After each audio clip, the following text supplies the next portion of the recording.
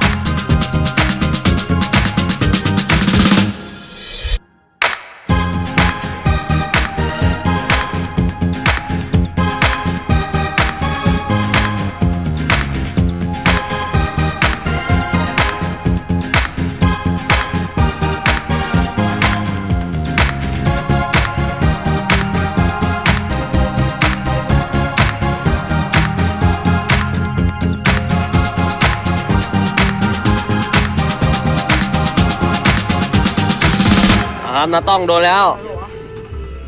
น้าต้องโดนอะไรเนี่ยมันตายแล้วปลาการังเก๋าอะไรไม่รู้เอ้ย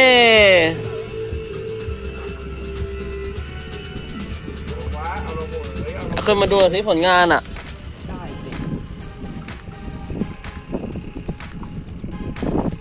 น้าต้องเล่นแล้วนี่เก่าอะไรอ่ะเก่าอะไรเขาเรียกเก่าอะไรครับเก่าตุ๊กแกตาโตเฟี้ยวโอเคแล้วผมขอถ่ายรูปก่อน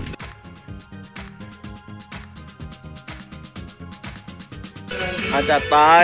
ไม้เนี้ยขึ้นแน่นอนน้องเก๋า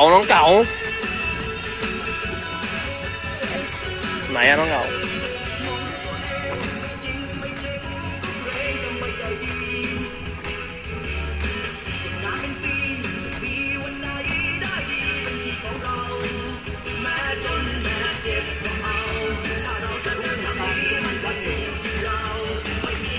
ดูน้าต้องก่อน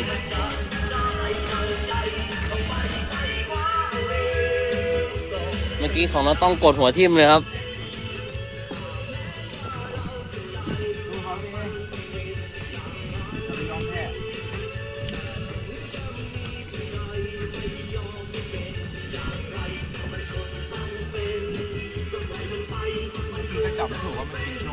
เมื่อกี้เห็นหัวมันกดเลย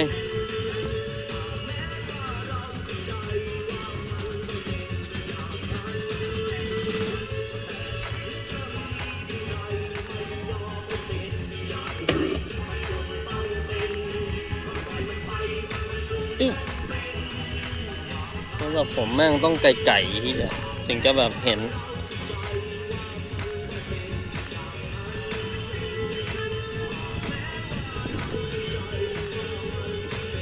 ขอช็อตเนี้ย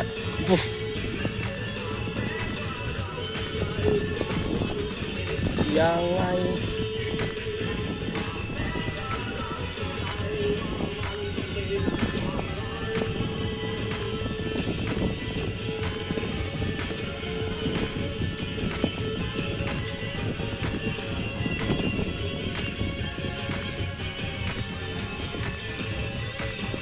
จิ๊กกิ้ง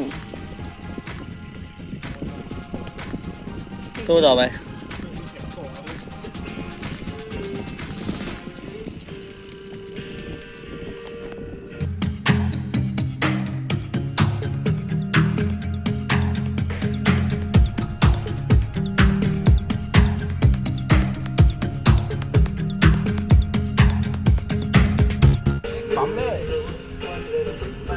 น้องเก่าแน่นอน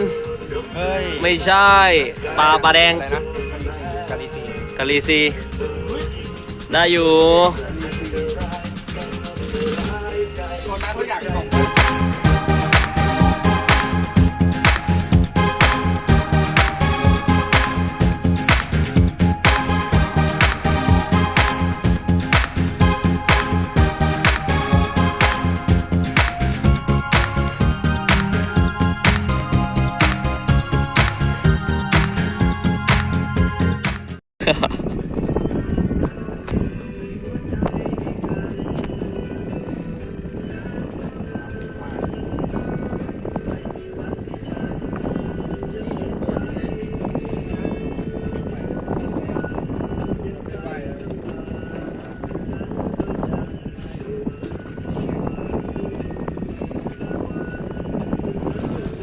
อยู่ไหมครับ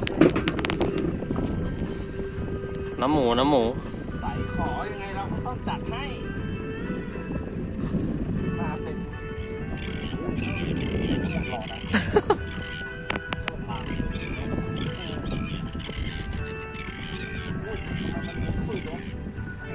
มันใหญ่อะดิ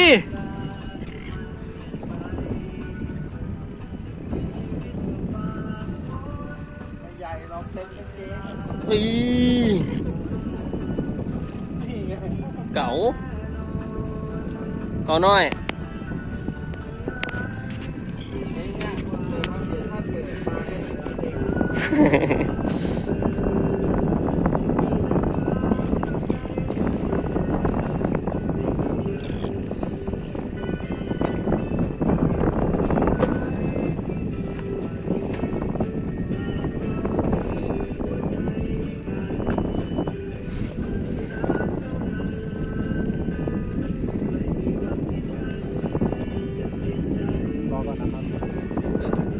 รอต่อไป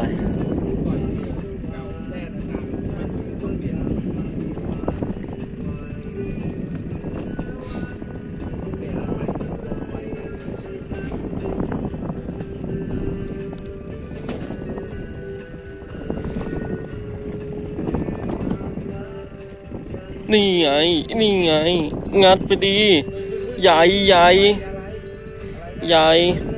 ปลาใช่ดิเอ้ยมันต้องเป็นปลาดิ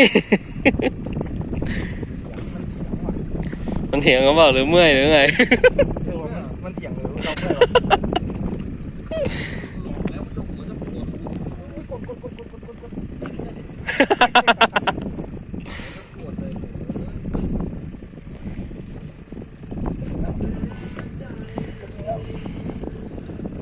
เราดูกันครับปลาอะไรขึ้นมาแล้วปลาขี้เหม็นปาการังสวยไปตกหน่อย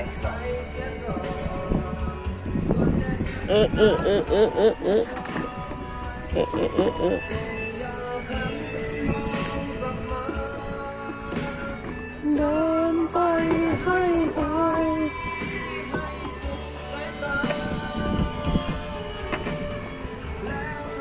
ตกมั่งครับตกมั่ง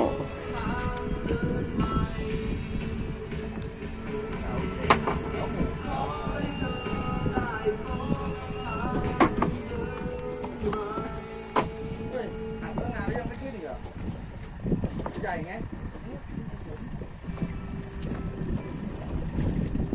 อุ้ยดูฝั่งนี้ครับปากของ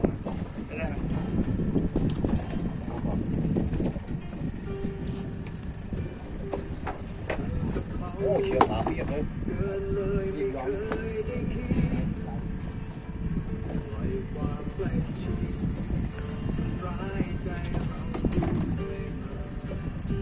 ตัวหลังอะตัวพี่มัน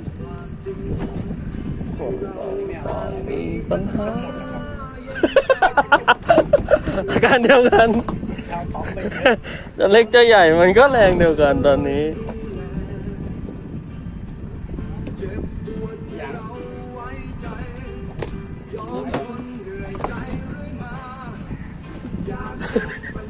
เดี๋ยวท่าไหนเนี่ย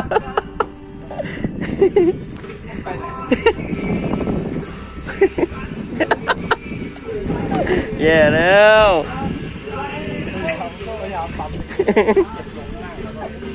ดูดิเก๋าเอาใช่เพราะว่าเหมือนว่ามันโตได้แค่นี้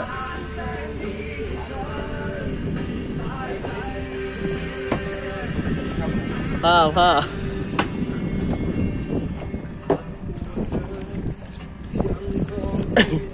ไอ้หรอ ต้องเห็นได้ที่ปากกินสีน้ำเงินใหญ่กินน้ำเงินไม่เห็นแต่ถ้ากินแรงอยู่นะ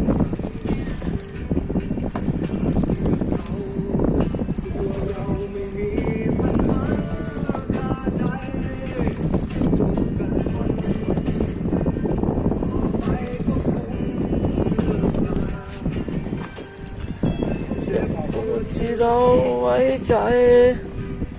2 หน่วยครับ2 หน่วย2 หน่วย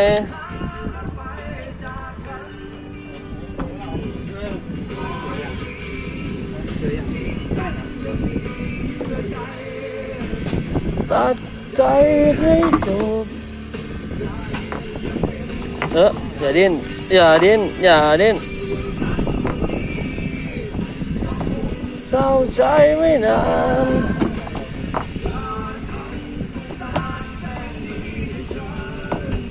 ตายใจ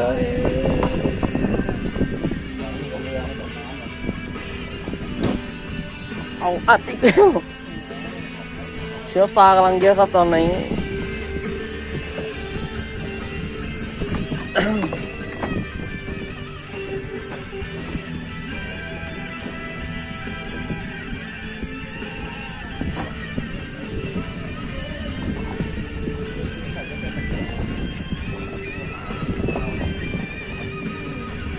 เจ็บปวดที่เราไว้ใจตะกั่วเปล่าจริงๆด้วย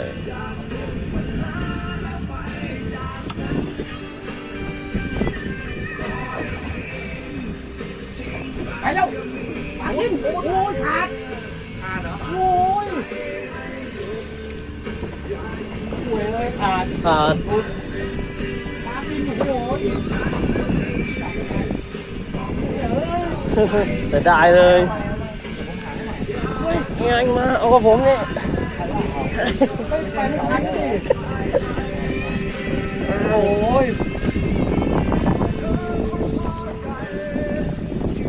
วิ่งจะได้เลยไปมันก็ดีดแล้วนี่ไงไอ้เก๋าเนี่ยขาดด้วนเลยปลาเก๋า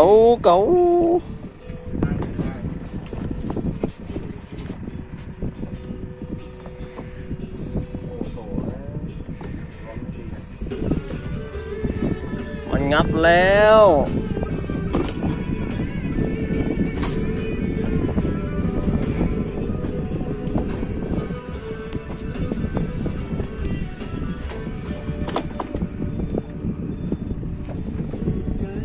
หมุนมาเลยอ่ะ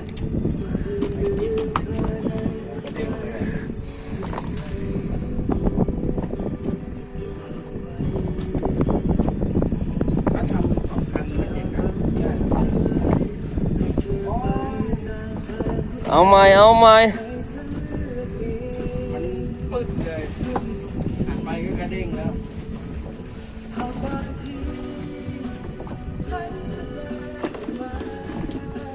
ทำไมหายเยอะทำไมแต่ว่าไม่ดุเลยเนี่ยกำลังหิวอ่ะดุเลย ไงทั่วไป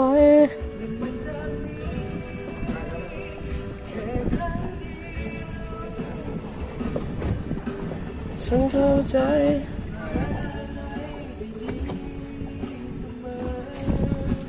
ขอให้เธอนึกในนี้คนนั้น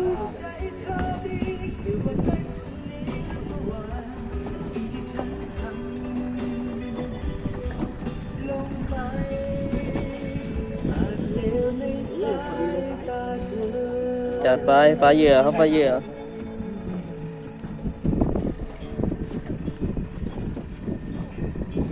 มันเป็นยังไง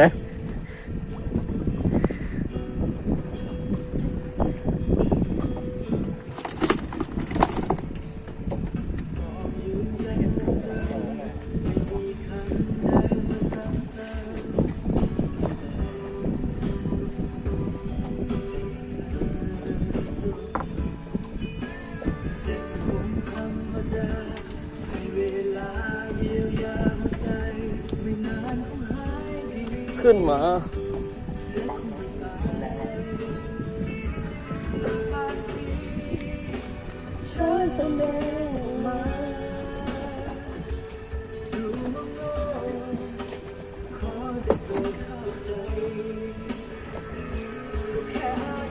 เก๋าเก๋าเก๋าเก๋าเก๋า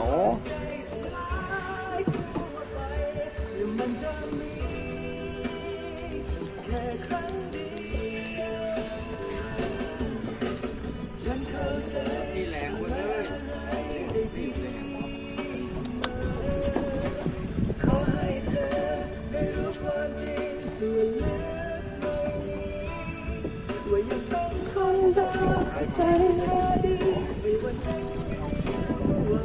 จับประโยชน์ครับ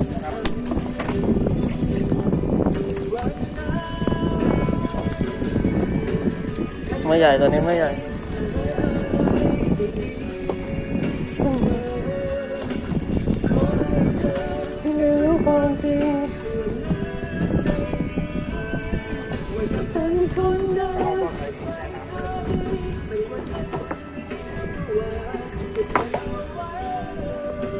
น่าจะใหญ่ผมว่าน่าจะใหญ่เต็มไม้เต็มมือเป็นอินทรีตัวใหญ่ด้วยนะขนาดตี4ตัวเบลอเลยกินได้ปลาเนี่ย2ตัว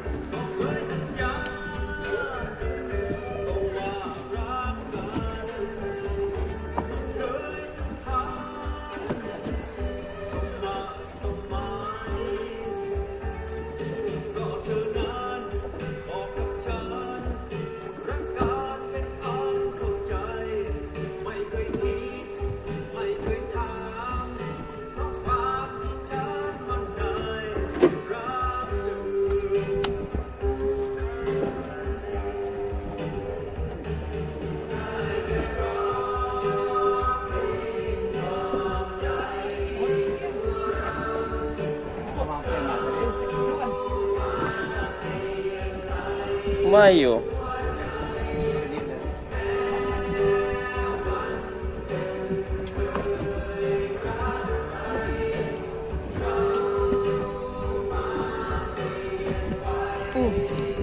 โอ้ไม่อยู่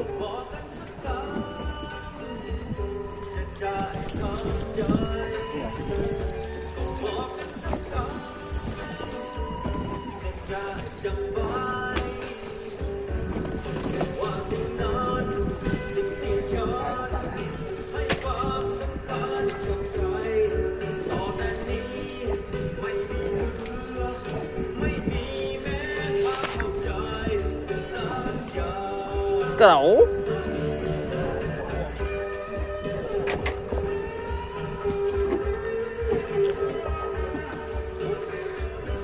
นี่เล็กอยู่ไปปลาเล็กเราก็ปล่อยนะครับ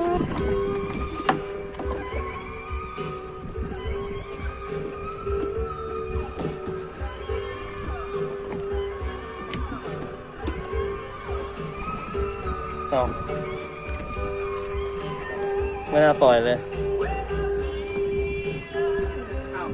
ใครรออยู่นั่นน่ะ ของผม เลิกแล้วหรือปล่อย ปล่อยตัวมันเล็กไง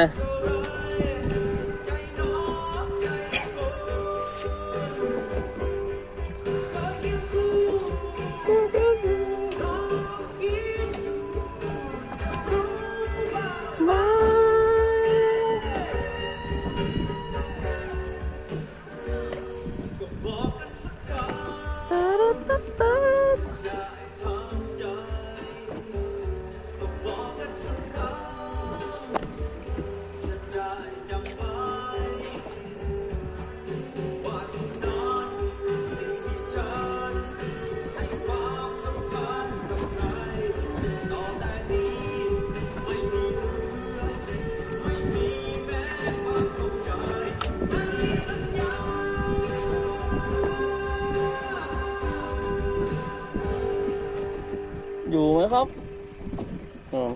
นไอ้หมูไม่อยู่ของเรา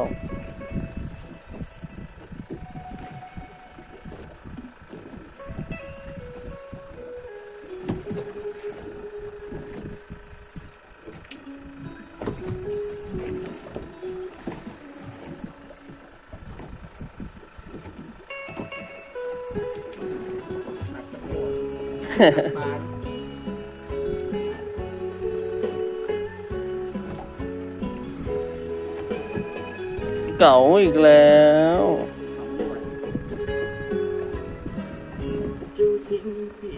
ไม่ต้อง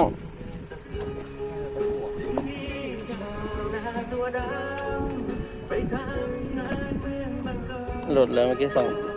กระตุกหายไปเลย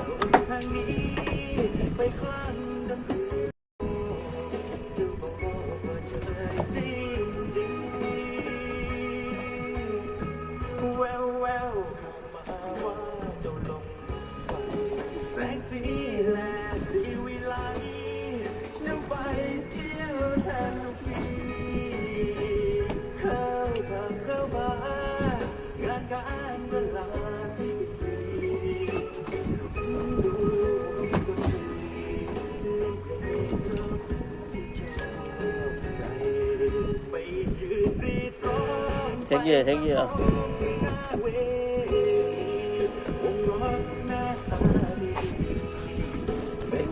ื่อเบาหยองเลยครับ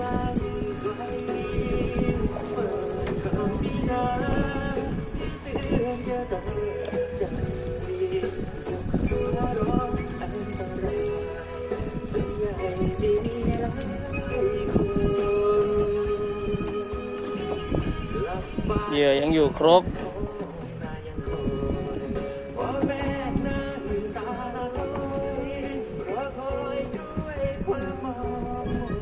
ขึ้นนะครับ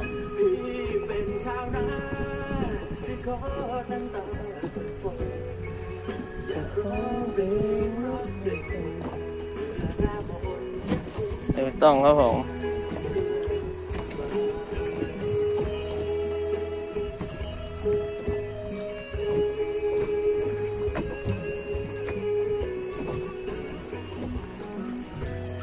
ขึ้นมาแล้ว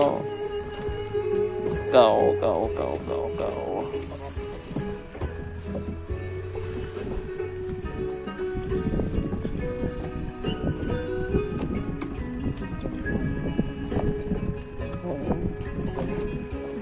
ปล่อยมันจะรอดนะ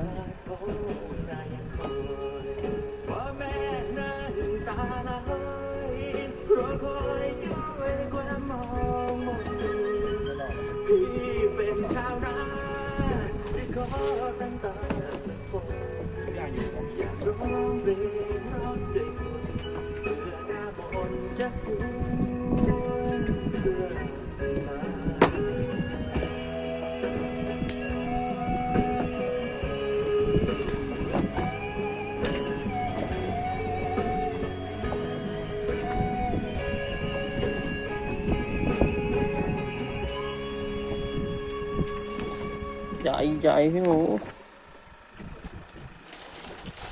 ไม่มี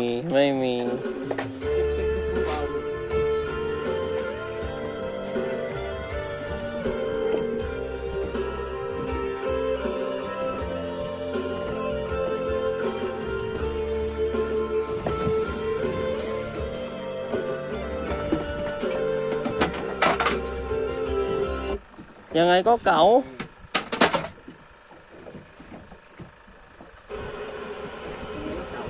แม่น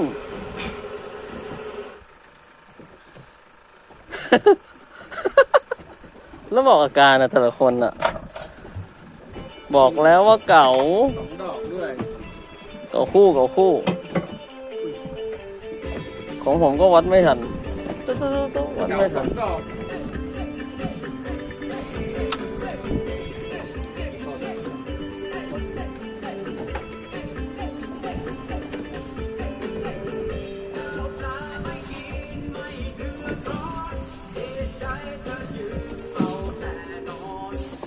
อันนี้เป่าปั่นเหยื่อเป่ายังเมื่อย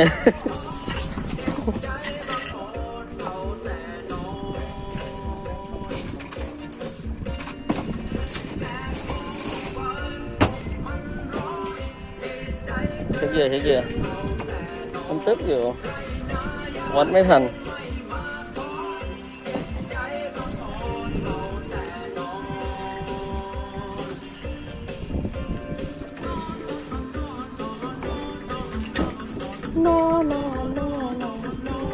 เหยื่อหายอันหนึ่ง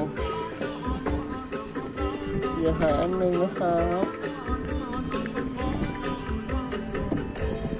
ต้องกับตัวหมึกนะเนี่ย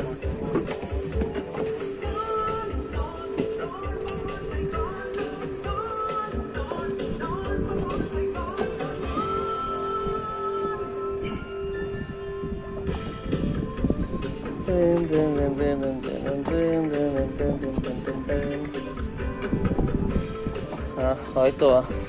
ช็อตนี้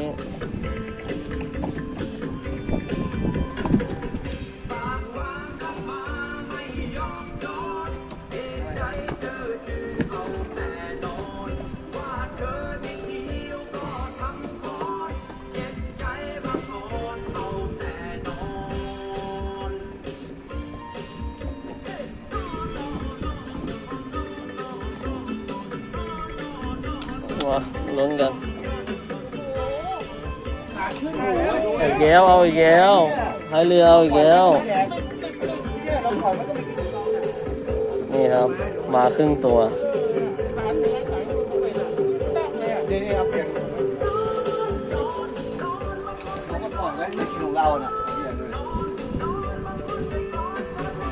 มันว่ายอยู่แถวนี้ปลาใหญ่อยู่แถวนี้แหละโอ้เป็น10 โลอ่ะไม่กินไซส์ใหญ่ๆขัดขึ้นเลยเหยื่อตัวใหญ่ได้มันไม่ใช่ธรรมดาแต่วันยังหิวอยู่โอเคอยู่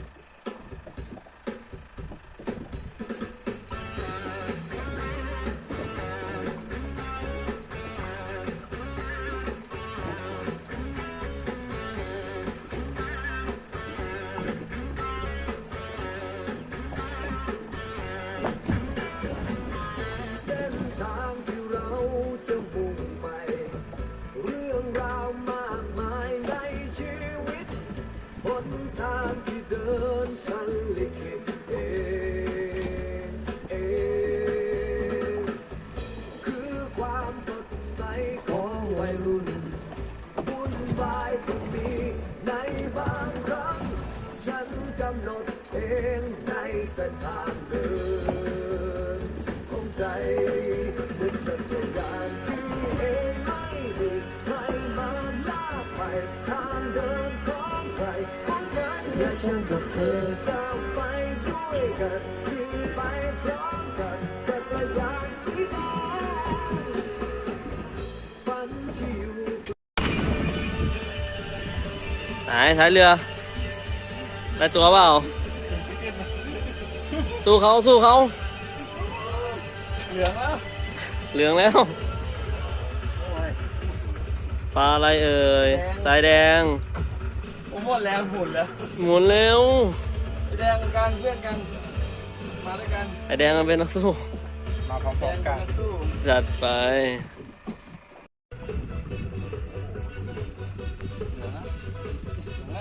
มาแล้ว เขาเล่นรายการข้างหลังอ่ะ อุ้ยสว่านเลยเนี่ยนะหนักอะไรวะ ตัวเป็นโลดูของไต่ก่อน นะหรือว่ามันหลุดไปวะ